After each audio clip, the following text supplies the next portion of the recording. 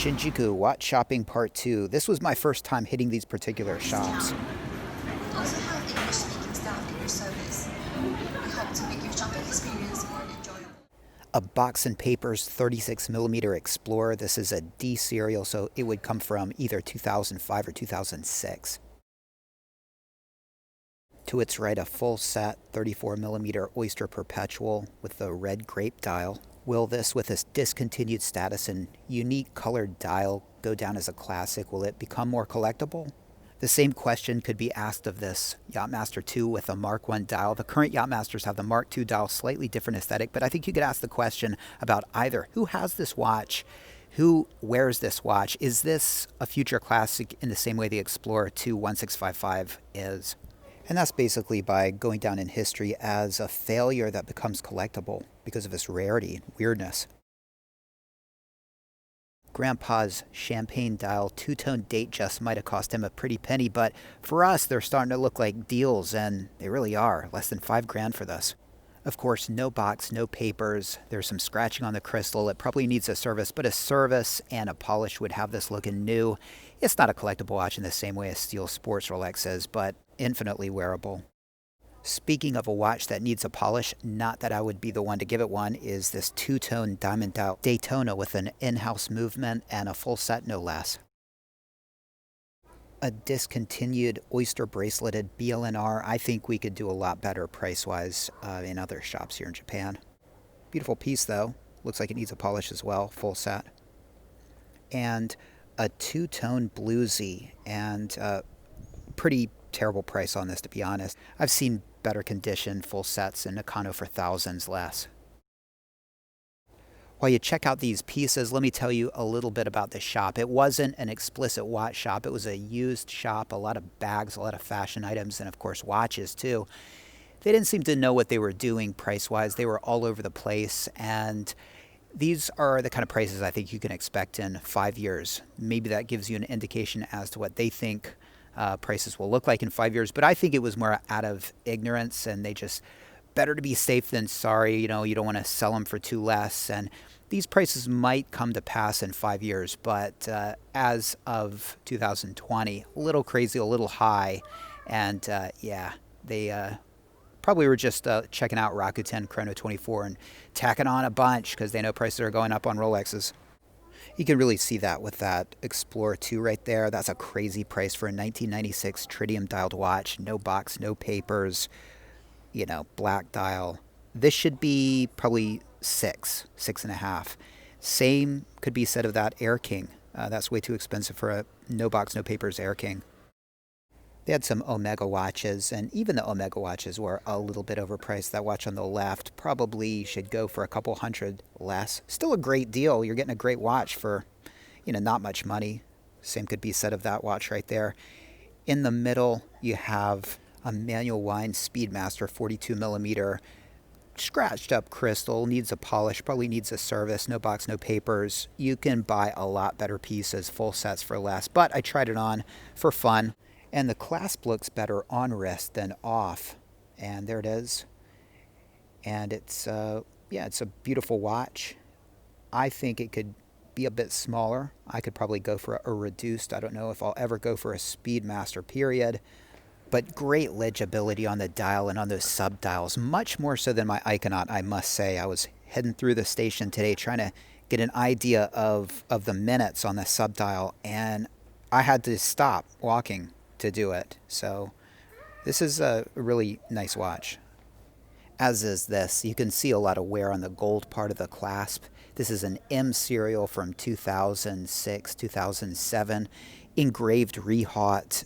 Likely hasn't been polished, but just a little too expensive. I actually kind of like it not polished because the gold doesn't shine. It kind of tones down that gold color. But yeah, the micro scratches are not ideal either. But it's a beautiful watch. I like it a lot. It's not me, though. Totally not me. And I like watches that are more down to earth, and all steel pieces really just suit me better. But you can see the rehaut there, and you know, beautiful piece. And just not something, I love it, but I just don't love it for me. They have this poster in the stairwell, and it's just a beautiful image of the bluesy.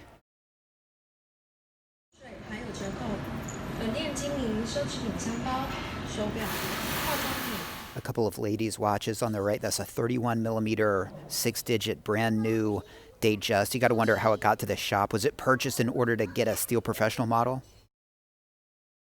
The triple date is a great value. I love it. It's full of functions. It competes with the Iconaut, but that sub-dial at the 9 is redundant. That should be a second time zone. I would love it if that was the case. I would probably be on my wrist instead of the Iconaut. To its right, a Constellation, and above it, another affordable version of the mini iterations of the Speedmaster.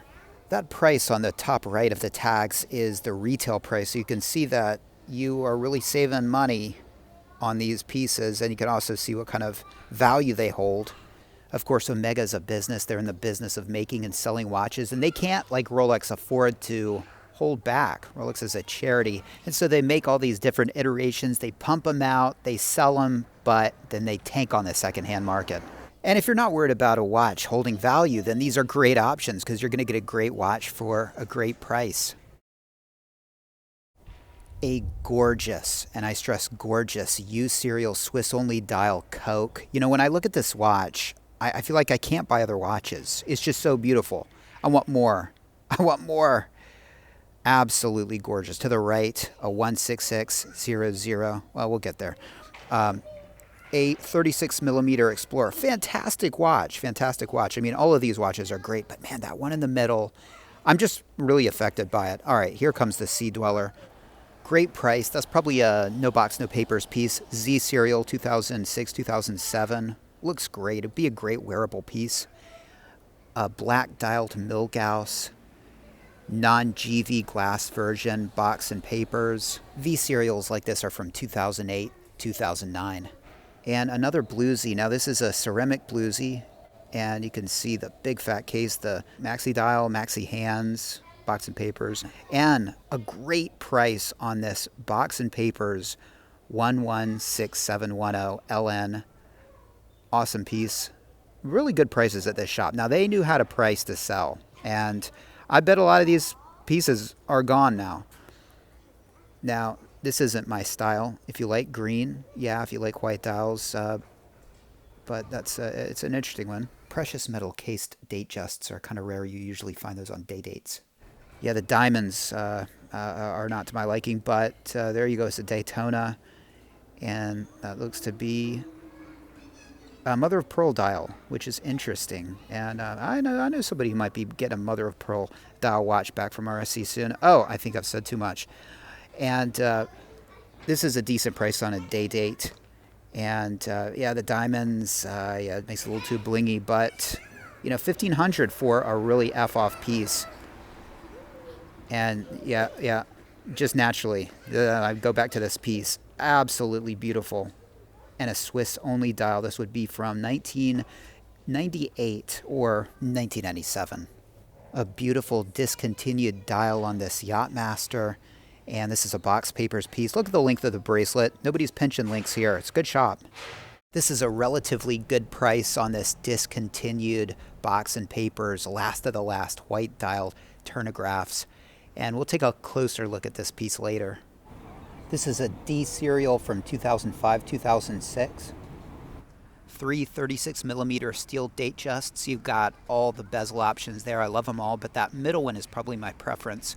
Got the smooth steel bezel, oyster bracelet, black stick dial. It's a beautiful sporty looking Datejust in the middle. What I like, the engine turn bezel, Jubilee bracelet. Again, a stick dial. This would be my pick of the three. Some people say the engine turn bezel is a little bit old man, but it's got that vintage aspect I like. And then the classic configuration, the Jubilee bracelet, fluted bezel. And you can see most of them follow that aesthetic. And, you know, price-wise, those steel 36 millimeter Datejusts are a great Rolex to get into. You know, they're really reasonable when you compare the prices to what steel pieces are doing. So great option. And of course, if you're willing to go two-tone, you can get gold for your steel money, but of course we know that Rolex steel is more valuable than Rolex gold. This 34mm Rolex date is a great option. I would much rather pay this price for a new 6-digit piece than, 2 or 3 for a 6694, which is the same size. And basically this is a new modern 6694. This would have been a very expensive piece retail, but now it's going for just about the same money that a steel date sub is. You're looking at a very low production turnograph, Japan only release. I made a video about this, a link in the description, be sure to check it out. 300 white dials, 300 black dials. Very potential collector's item we're looking at. Great looking turnograph, it fits me perfectly, and I think of the 3 dial color variations, black, white, and blue. This is the best looking. I think it works the best with the red accents, but I kind of like the blue. But if you're going to go blue, you might as well go with a Yachtmaster and get a few more millimeters out of the case. But I wonder if you could take this to RSC and during a service, have them switch out the dial to a blue dial, and they'd probably let you keep this one. It would be really expensive. We're probably talking $700 for the dial alone, but it would give you that blue dial, and of course you could just tuck away the white one. Thanks for watching. Let me know what pieces you liked. For me, it was the Swiss-only GMT Coke, but I think in 5 years we're going to look back at this video and just kick ourselves because I think these prices are going up and a lot of good prices in this video. Thumbs up, consider subscribing, and I'll see you in the next video.